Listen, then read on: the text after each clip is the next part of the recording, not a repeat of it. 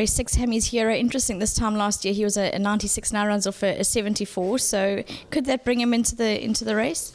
It should do, Vicky, and he's, this is his track, and I think his third run back now, he should be at his best.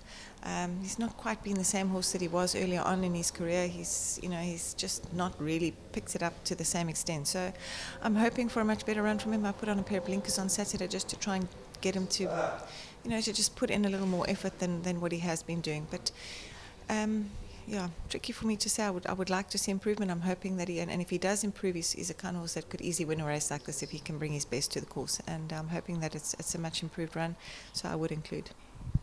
In race 7, you've got Gimme the Waltz over the 1100 metres. She steps back in trip. Could we just ignore her last run?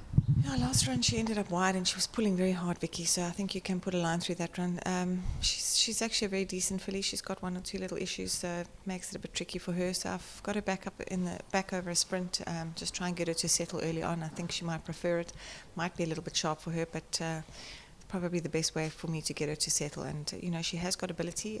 If she can settle and she can finish, then she certainly will be a filly that you do need to include. But it's only the race that's going to be able to tell that. In race 8, you've got over the 2,000 metres, you've got Weather King and Law Firefield. Obviously, Weather King, he won that race up the outside at Hollywood Bets, Durbanville. And Lord Firefield, first run back since gelding. He has had a run back, Vicky. He had a run back over a mile. A nice run. He was drawn wide that day and he actually ended up running on strongly, so I think he definitely will prefer the 2,000 metres. He's in good shape at the moment. He never gets the best of draws. He's always having to find his way through traffic and come from off them a little bit. So yeah, would love to have had a better draw with him, but he's doing well and he certainly will enjoy the 2,000. The other horse, he's actually improved really nicely since he's won. He's come on nicely. I think he might come out of the maidens and give a good account of himself.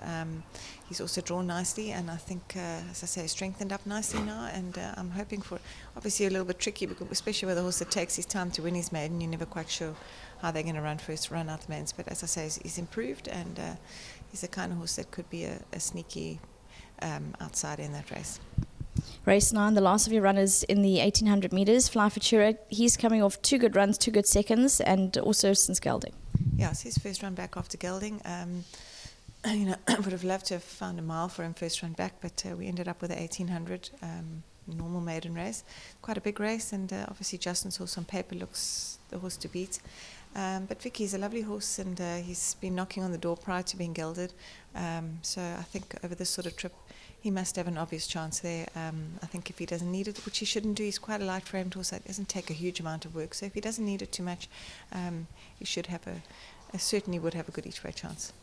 Candice, thank you. All the best. Thank you. Looking forward to how the Bass Robinson runners go on Saturday.